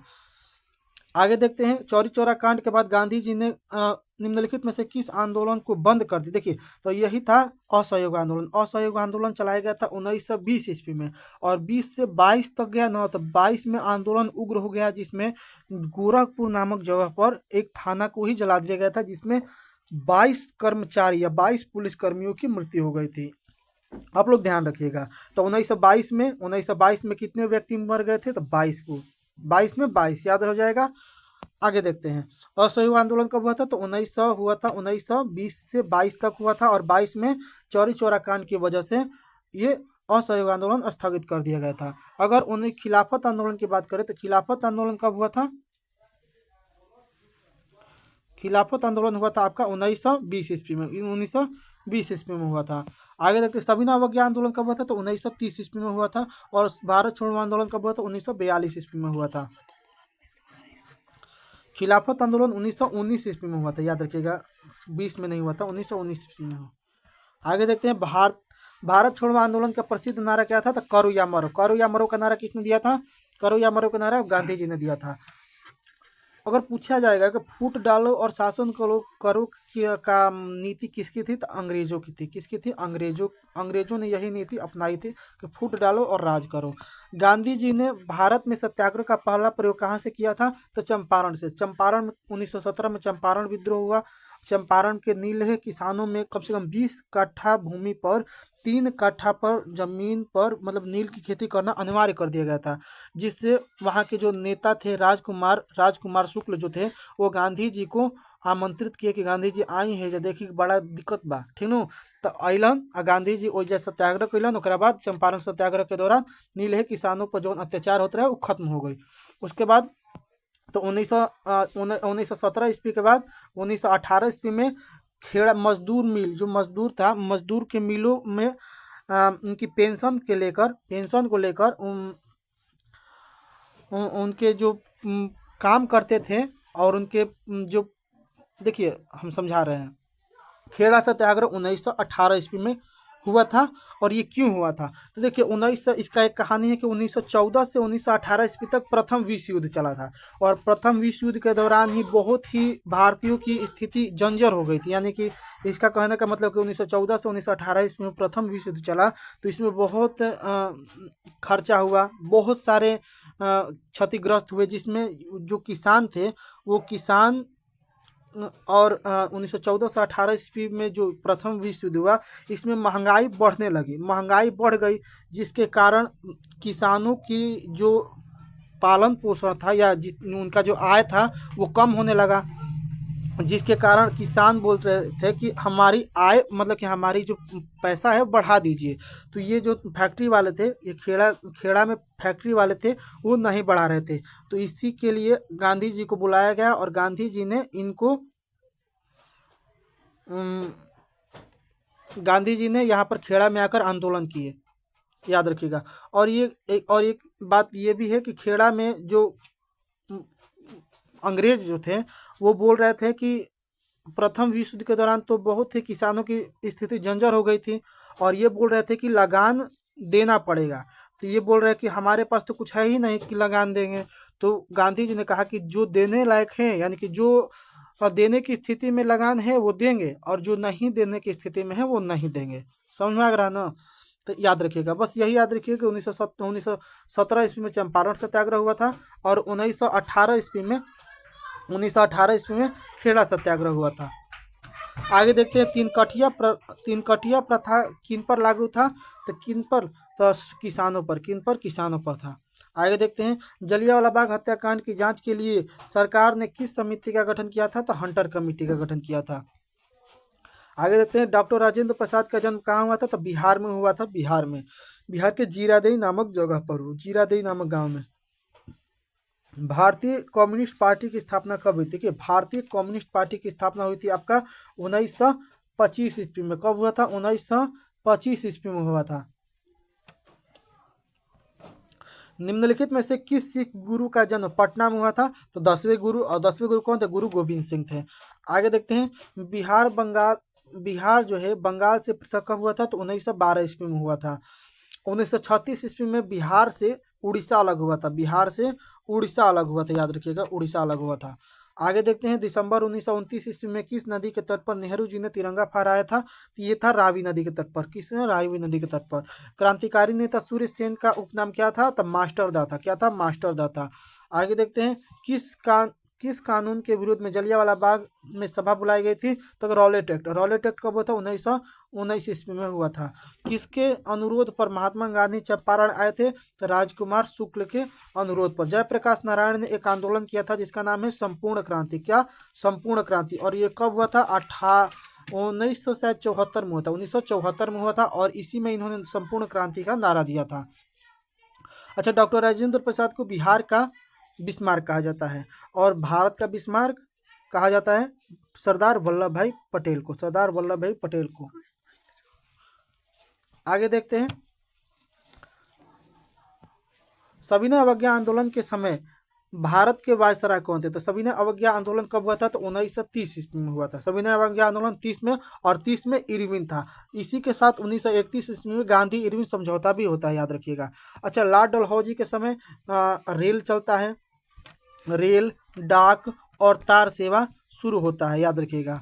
आगे देखते हैं अगर पूछे जाए कि जो लॉर्ड चेम्सफोर्ड है, इसी के समय जो था वो जलियांवाला बाग हत्याकांड होता है। जलियांवाला बाग हत्याकांड अगर पूछेगा कि किसके समय हुआ था, तो लॉर्ड चेम्सफोर्ड के समय हुआ था। चौरी चौरा कांड कब हुआ था? तो 1922 ईस्वी में हुआ था। मोपला विद्रोह कहाँ हुआ था? तो केरला में हुआ था। दिल्ली समझौता किसके किसके बीच हुआ था? तो गांधी जी और इरविन के बीच हुआ था। गांधी जी और इरविन के बीच हुआ था। कौन सा ऑप्शन है? ऑप्शन नंबर बी हो जाएगा। और कब हुआ था? 1931 ईस्वी में। गांधी इरविन समझौता को ही दिल्ली समझौता कहा जाता है, याद रखिएगा। अगला प्रश्न है कि गांधी जी ने किस गोलमेज सम्मेलन में भाग लिया था? देखिए, गोलमेज सम्मेलन 3 हुआ था। कितना हुआ? 3 हुआ। पहला गोलमेज सम्मेलन जो हुआ 1929 ईस्वी में हुआ था। 29 की 30 थोड़ा कंफ्यूज है, लेकिन हमको लगता है 30 में हुआ था। कब हुआ था? 30 में। दूसरा 1931 में, और तीसरा 1932 में। और 1931 के जो गोलमेज सम्मेलन है, इसी में गांधी जी ने क्या किया था? भाग लिया था, याद रखिएगा। तो ये प्रश्न हो जाएगा आपका, गांधी जी ने किस गोलमेज सम्मेलन में भाग लिया था? तो द्वितीय गोलमेज सम्मेलन में भाग लिया था। अगर ये प्रश्न पूछेगा कि तीनों गोलमेज सम्मेलन में कौन भाग लिया था भारत की तरफ से, तो ये थे भीमराव BR अम्बेडकर थे। BR अम्बेडकर, भीमराव अम्बेडकर थे। ये दलितों की ओर से प्रतिनिधित्व किए थे। अगला प्रश्न है कि भारत सरकार अधिनियम 1919 को किस नाम से जाना जाता है। देखिए 1919 को कहा जाता है मार्ले मिंटो मॉन्टेग्यू चेम्सफोर्ड आंदोलन, मॉन्टेग्यू चेम्सफोर्ड आंदोलन कहा जाता है। भारत में रेलवे और टेलीग्राफ लाइन की शुरुआत किसके समय हुई थी, तो लॉर्ड डलहौजी के समय हुई थी। अच्छा पूछा जाएगा कि अच्छा डॉफरिन के बारे में आप लोग जानते होंगे, डॉफरिन के समय में ही 1885 ईस्वी में क्या हुआ था, कांग्रेस की स्थापना हुई थी। कर्जन जो था, कर्जन के समय क्या हुआ था, तो ये था 1905 ईस्वी में बंगाल विभाजन हुआ था, बंग भंग हुआ था, याद रखिएगा। महात्मा गांधी के राजनीतिक गुरु कौन थे, तो गोपाल कृष्ण गोखले थे। लाल कुर्ती नामक संगठन किसने बनाया था, तो खान अब्दुल गफ्फार खान ने बनाया था। किसने, खान अब्दुल गफ्फार खान ने बनवाया था। इंडियन स्टेच्यूटी इंडियन स्टेच्यूटी कमीशन के अध्यक्ष कौन थे, तो इंडियन स्टेच्यूटी कमीशन के अध्यक्ष थे, ये थे आपका जॉन साइमन थे, जॉन साइमन थे, याद कर लीजिएगा, ये भी इंपॉर्टेंट है। न्यू इंडिया समाचार को किसने शुरू किया था, देखिए न्यू इंडिया शुरू की थी एनी बेसेंट ने, एनी बेसेंट ने, याद रखिएगा एनी बेसेंट। और एनी बेसेंट ने 1917 ईस्वी के कांग्रेस अधिवेशन की अध्यक्षता भी की थी। 1925 ईस्वी में जो थी एक और महिला की थी, और एक 1933 ईस्वी में एक और महिला की थी। तो आप लोग बताइएगा कि ये दोनों महिला कौन कौन थी कि 1925 में और 1933 में की थी। आगे देखते हैं, किस आयोग या कमिटी ने सतत पोषणीय विकास की अवधारणा प्रस्तुत की थी, तो ये किया था ब्रूंटलैंड समिति, ब्रूंटलैंड समिति ने। आगे देखते हैं, चैप्टर नंबर 5 है। पहला प्रश्न है हम लोग का कि Visvesvaraya iron and steel limited कहाँ स्थित है, तो ये स्थित है भद्रावती, भद्रावती कहाँ है, कर्नाटका में। भद्रावती एक नदी है, कर्नाटक राज्य में स्थित है, याद रखिएगा। अगला प्रश्न है कि कौन सा शिपयार्ड भारत के लिए युद्ध पोत बनाता है, तो कौन सा शिपयार्ड युद्ध पोत बनाता है, तो मझगांव याद रखिएगा। भारत में पहली कपड़ा मिल कहाँ स्थापित किया गया था, तो ये स्थापित किया गया था महाराष्ट्र यानी कि मुंबई में स्थापित किया गया था। अगला प्रश्न है कि कॉर्न लॉ किस देश में पारित किया गया था, तो कॉर्न लॉ पारित किया गया था आपका ऑप्शन नंबर ए ब्रिटेन में, याद रखिएगा। आगे देखते हैं, स्पिनिंग जेनी का आविष्कार किसने किया था, स्पिनिंग जेनी का आविष्कार कब किया गया था, तो ये किया गया था आपका ऑप्शन नंबर बी हो जाएगा 1770 ईस्वी में, 1770 ईस्वी में। सेफ्टी लैम्प का आविष्कार किसने किया था, तो हम्फ्री डेवी ने किया था। अगला प्रश्न है कि बम्बई में सर्वप्रथम सूती कपड़ों के मिलों की स्थापना कब की गई थी, तो ये की थी 1854 ईस्वी में किया गया था। अच्छा 1854 ईस्वी में डाक सेवा प्रारंभ हुआ था, याद रखिएगा, डलहौजी के समय। आगे देखते हैं, अगला प्रश्न है कि 1917 ईस्वी में भारत में पहला जूट मिल किस शहर में स्थापित किया गया था, तो ये स्थापित किया गया था कलकत्ता में। और आप लोगों को पता होगा कि पश्चिम बंगाल में सबसे ज़्यादा क्या होता है, जूट उत्पादन किया जाता है। आगे देखते हैं, भारत में कोयला उद्योग का आरंभ कब हुआ था, तो भारत में कोयला उद्योग का आरंभ 1815 ईस्वी में किया गया था। आगे देखते हैं, जमशेदजी टाटा ने Tata iron and steel company की स्थापना कब की थी, ये की थी 1907 ईस्वी में की थी। आगे देखते हैं, भारत में Tata hydro electric power station की स्थापना कब किए गए थे, तो ये किया गया था 1910 ईस्वी में किया गया था। इंग्लैंड में सभी स्त्री एवं पुरुषों को वयस्क मताधिकार कब प्राप्त हुआ था, तो ये हुआ था आपका 1918 ईस्वी में प्राप्त हुआ था। कब प्राप्त हुआ था, 1918 ईस्वी में प्राप्त हुआ था। ये बहुत ज़्यादा इंपॉर्टेंट हो जाता है। आगे देखते हैं, अखिल भारतीय ट्रेड यूनियन कांग्रेस की स्थापना कब की गई थी, तो यानी कि बोल रहा है कांग्रेस की स्थापना सीधे सीधे याद रखेगा 1885 ईस्वी में। नहीं गलती है, अखिल भारतीय ट्रेड यूनियन बोल रहा है ना, तो ट्रेड यूनियन 1920 हो जाएगा। अगर पूछेगा कि INC अगर पूछेगा मतलब भारतीय राष्ट्रीय कांग्रेस, तब 1885 होगा। तो इसका आंसर हो जाएगा अखिल भारतीय ट्रेड यूनियन कांग्रेस की स्थापना कब की गई थी, तो 1920 ईस्वी में किया गया था। अगला प्रश्न है कि भारत के लिए पहला फैक्ट्री एक्ट कब पारित किया गया था, तो पहला फैक्ट्री एक्ट पारित किया गया था 1881 ईस्वी में रिपन के कार्यकाल में। स्वेज नहर यातायात के लिए कब खोली गई थी, तो 1869 ईस्वी में खोली गई थी। और पता होगा कि 1869 ईस्वी में 2 अक्टूबर को गांधी जी का जन्म हुआ था, याद रखिएगा। आगे देखते हैं, रिचर्ड आर्कराइटर ने कौन सी मशीन बनाई थी, तो ये मशीन बनाया था स्पिनिंग फ्रेम बनाया था।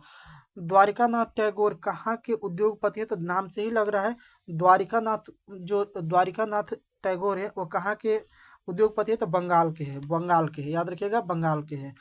AITUC all India trade union Congress के प्रथम अध्यक्ष किसे बनाया गया था? तो ये बनाया गया था आपका लाला लाजपत राय को। और all India trade union Congress की स्थापना हुई थी 1920 ईस्वी में।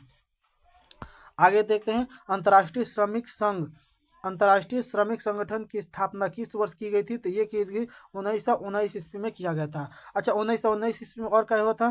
तो रॉलेट एक्ट हुआ था। जलियांवाला बाग हत्याकांड हुआ था, जलियांवाला बाग हत्याकांड 1917 में। चंपारण सत्याग्रह 1921 ईस्वी में। खून विद्रोह 1923 ईस्वी में। स्वराज पार्टी की स्थापना हुई थी। राउरकेला स्टील प्लांट कहाँ है? तो राउरकेला है आपका उड़ीसा में। कहाँ है? उड़ीसा। और राउरकेला स्टील प्लांट किसकी सहयोग से? तो जर्मनी के सहयोग से स्थापित किया गया था, याद रखिएगा। वाष्प चालित रेल इंजन का आविष्कार किसने किया था? तो ये किया था आपका option number B, James Watt ने किया था। बोकारो इस्पात संयंत्र किस देश के सहयोग से खोला गया था? तो बोकारो इस्पात संयंत्र खोला गया था आपका रूस के सहयोग से। और कहाँ है बोकारो? झारखंड में। कहाँ है? झारखंड में है। आगे देखते हैं फ्लाइंग शटल का आविष्कार किसने किया था? तो फ्लाइंग शटल का आविष्कार किया था जॉन के ने। पावर लूम का आविष्कार किसने किया था? तो एडमंड कार्टराइट ने पावर लूम का आविष्कार किया था। आगे देखते हैं अगला प्रश्न हम लोग का है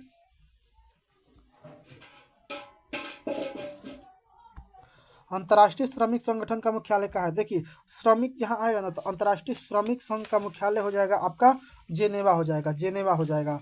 न्यूनतम मजदूरी कानून कब लागू किया गया था? तो 1881 ईस्वी में लागू किया गया था। अगर जेनेवा की बात करें तो देखिए जेनेवा में किस किस का मुख्यालय है? तो याद रखिएगा WHO, उसके बाद WTO, ठीक। उसके बाद हो जाएगा G7, उसके बाद हो जाएगा अंक टाड हो जाएगा। उसके बाद ये सभी याद रखिएगा, यानी कि WHO, WTO, G7, अंक टाड, ये सभी का मुख्यालय कहाँ है? जेनेवा। आगे देखते हैं चैप्टर नंबर 6 है शहरीकरण एवं शहरी जीवन। चलिए इसको भी कंप्लीट करते हैं। सामंती व्यवस्था से हटकर किस प्रकार की शहरी व्यवस्था की प्रवृत्ति बढ़ी? तो ये हो जाएगा ऑप्शन नंबर बी, आक्रामक प्रवृत्ति बढ़ी। आगे देखते हैं शहर को आधुनिक व्यक्ति का किस प्रकार का क्षेत्र माना जाता है? देखिए शहर को आधुनिक व्यक्ति का किस प्रकार का क्षेत्र माना जाता है? तो इसका आंसर हो जाएगा सीमित क्षेत्र। स्थायी कृषि के प्रभाव से कैसा जमाव संभव होता है? तो स्थायी कृषि करेंगे तो संपत्ति आपके पास आएगी। आगे देखते हैं अगला प्रश्न है कि एक प्रतियोगी एवं उद्यमी प्रवृत्ति से प्रेरित किस प्रकार की अर्थव्यवस्था लागू की गई है? ये मुद्रा प्रधान अर्थव्यवस्था, याद रखिएगा। आगे देखते हैं जनसंख्या का घनत्व तो सबसे अधिक कहाँ होता है? तो महानगर में। 1810 से 1880 तक के लंदन की आबादी 10 लाख से बढ़कर कहाँ पहुँच गई है? तो ये पहुँच गई है आपका option number C, 40 lakh. London में अनिवार्य प्राथमिक शिक्षा कब लागू की गई थी? तो ये की गई थी आपका ऑप्शन नंबर डी हो जाएगा 1870 में। कौन सा सामाजिक वर्ग बुद्धिजीवी वर्ग के रूप में उभर कर आया? तो इसका आंसर हो जाएगा मध्यम वर्ग। पूंजीपति वर्ग द्वारा किस वर्ग का शोषण किया गया था? तो ये किया गया था आपका सभी वर्ग, यानी कि श्रमिक वर्ग, मध्यम वर्ग एवं कृषक वर्ग, सभी का शोषण किया गया था पूंजीपतियों के द्वारा। टेनेमेंट्स क्या है? तो टेनेमेंट्स जो है वो एक प्रकार का काम चलाऊ मकान है। आगे देखते हैं सबसे पहले भूमिगत रेल कहाँ बनी थी? तो भूमिगत जो रेल है वो बनी थी आपका ऑप्शन नंबर ए, लंदन के पैडिंगटन और फेरिंगन स्ट्रीट के बीच बनी थी। चली होगा यहाँ पर, ठीक ना, कि सबसे पहले भूमिगत रेल कहाँ चली थी? तो लंदन के पैडिंगटन और फेरिंगन स्ट्रीट के बीच चली थी। यहाँ पर चली, याद रखिएगा, चली। अगला प्रश्न है कि सबसे पहली भूमिगत रेल कब बनी थी, यानी कि कब बनी, भूमिगत रेल कब बनी? तो इसका आंसर हो जाएगा 1863 में बनी थी। भूमिगत का मतलब भूमि के अंदर चलने वाली, याद रखिएगा। आगे देखते हैं गार्डन सिटी की अवधारणा किसने प्रस्तुत की थी? तो ये इसका आंसर हो जाएगा एबे जेनर हावर्ड ने। City of Bombay equipment trust की स्थापना कब की गई थी? तो ये की गई थी 1898 ईस्वी में की गई थी। आगे देखते हैं अगला प्रश्न है हम लोग का कि पटना के गोल घर किस उद्देश्य से बनाया गया था। तो यहाँ पर अनाज रखने के उद्देश्य से बनाया गया था। तो यहाँ पर एक प्रश्न और पूछ रहे हैं कि पटना का गोल घर तो अंग्रेजों ने बनवाया था। किसने? अंग्रेजों ने बनवाया था। तो आप लोग ये कमेंट में बताइएगा कि पटना का गोल घर कब बन के तैयार हो गया था, कब बना था। आगे देखते हैं पटना का प्राचीन नाम क्या है? तो पाटलिपुत्र है। गोलघर का निर्माण कब किया गया था? तो गोलघर का निर्माण किया गया था आपका हो जाएगा 1786 ईस्वी में। 1786 ईस्वी में। बिहार का प्राचीनतम नगर कौन सा है? तो सबसे प्राचीनतम नगर हो जाएगा आपका सासाराम हो जाएगा। क्या हो जाएगा? नहीं, गया हो जाएगा। ऑप्शन नंबर डी हो जाएगा, गया। अच्छा, सासाराम का विकास किस युग में हुआ था? तो मध्यकालीन युग में। और सासाराम के एक प्रसिद्ध जो शासक थे जिसका नाम था शेरशाह सूरी। शेरशाह सूरी, और शेरशाह सूरी का मकबरा सासाराम में है। और शेरशाह सूरी ने ही सबसे पहले रुपया चलाया था। प्रश्न पूछा जाता है कि सबसे पहले रुपया किस शासक ने चलाया था? तो शेरशाह सूरी ने। और शेरशाह सूरी ने एक रोड का निर्माण किया था जिसका नाम है ग्रैंड ट्रंक रोड। आगे देखते हैं चैप्टर नंबर 7, व्यापार और भूमंडलीकरण। बोल रहा है कि भारत विश्व व्यापार संगठन का सदस्य कब बना? यानी कि विश्व व्यापार यानी कि डब्ल्यूटीओ का संगठन कब बना? तो ये किया गया था 1995 ईस्वी में। अच्छा, आप लोग अगर पूछा जाएगा कि डब्ल्यूटीओ जो है वो गैट का नाम बदल कर GATT गैट का नाम बदल के वो चेंज करके WTO कर दिया गया था, याद रखिएगा। प्राचीन काल में किस स्थल मार्ग से एशिया एवं यूरोप में व्यापार होता था? तो ये था रेशम मार्ग। क्या था? रेशम मार्ग। पहले विश्व बाजार के रूप में कौन सा शहर उभर कर आया था? तो अलेक्जेंड्रिया। कौन था? अलेक्जेंड्रिया। आधुनिक युग में अर्थव्यवस्था के क्षेत्र में होने वाले सबसे बड़ी क्रांति को क्या कहा जाता है? तो ये था आपका औद्योगिक क्रांति। औद्योगिक क्रांति। औद्योगिक क्रांति सबसे पहले कहाँ हुई थी? तो हुई थी इंग्लैंड में। कहाँ? इंग्लैंड में, याद रखिएगा। आगे देखते हैं गिरमिटिया मजदूर बिहार के किस क्षेत्र से भेजे जाते हैं? तो पश्चिमी क्षेत्र से भेजे जाते हैं। विश्व बाजार का विस्तार आधुनिक काल में किस समय में आरंभ हुआ था? तो ये हुआ था आपका ऑप्शन नंबर सी हो जाएगा 19वीं शताब्दी में। आगे देखते हैं विश्वव्यापी आर्थिक संकट। ये बहुत ही इंपॉर्टेंट प्रश्न है कि विश्वव्यापी आर्थिक संकट किस वर्ष हुआ था? तो ये होता 1929 ईस्वी में। 1929 ईस्वी में। आगे देखते हैं आर्थिक संकट यानी मंदी।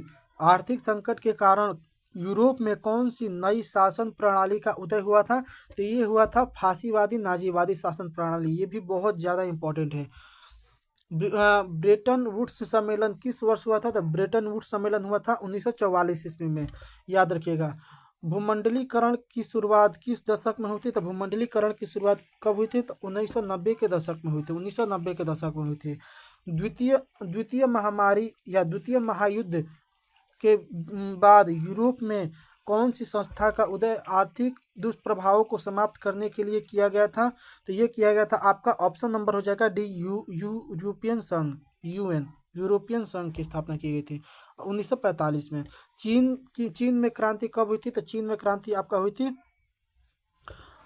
1949 में हुई थी। अमेरिका का पता किसने लगाया था? देखिए, अमेरिका का पता लगाया था कोलंबस ने। भारत का पता किसने लगाया था? समुद्री मार्ग की वास्को डी गामा ने। अगला प्रश्न है तो इसका आंसर हो जाएगा कोलंबस। आईएमएफ और विश्व बैंक ने काम करना कब शुरू किया? मतलब एक साथ काम करना कब शुरू किया गया था? तो इसका आंसर हो जाएगा ऑप्शन नंबर बी 1947 में। 1947 में हो जाएगा आंसर इसका। आगे देखते हैं अगला प्रश्न है कि कार्नला किस देश का कानून है? तो कार्नला जो है वो ब्रिटेन का, कहाँ का है? ब्रिटेन का कानून है। ब्रिटेन का कानून है। तो कार्नला कहाँ का कानून है? ब्रिटेन का कानून है। वीएस नायपाल कौन थे? तो वीएस नायपाल एक नोबेल पुरस्कार विजेता है। कौन है? नोबेल पुरस्कार विजेता है। गिरमिटिया मजदूर किन्हें कहा जाता है? अनुबंधित मजदूरों को कहा जाता है। अनुबंधित मजदूरों को कहा जाता है। औद्योगिक क्रांति। अच्छा, गिरमिटिया मजदूर की अगर बात करें तो गिरमिटिया मजदूर अगर पूछा जाए किसे कहते हैं? देखिए, गिरमिटिया मजदूर बिहार के पश्चिमी क्षेत्र से भेजे जाते हैं और इनसे जो काम कराया जाता है, इनके काम के घंटे निर्धारित नहीं होते हैं और जितना इनको वेतन मिलना चाहिए उनसे वेतन इनको कम मिलता है। इसीलिए ये अनुबंधित मजदूर यानी कि बंधे हुए मजदूर कहलाते हैं। औद्योगिक क्रांति योजना। औद्योगिक क्रांति योजना के तहत पहले या शुरू में कौन सा उद्योग शामिल थे? तो शुरू में कौन थे? कोयला, कपास और लौह शामिल थे। कोयला, कपास और लौह शामिल थे। आगे देखते हैं।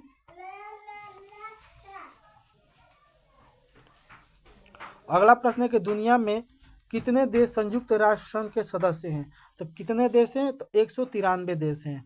भारत आने वाला पहला व्यापारी कौन था? तो पुर्तगाली था, और पुर्तगाली में वास्को डिगामा था। कौन था? Vasco da Gama. अगर पूछी जाएगा कि वास्को डिगामा भारत में कितनी बार आया है, तो ये 3 बार आया है। कब? 1498 ईस्वी में आया था, 1503 ईस्वी में आया था, और 1524 ईस्वी में आया था, और 1524 ईस्वी में ही इसकी मृत्यु हो जाती है।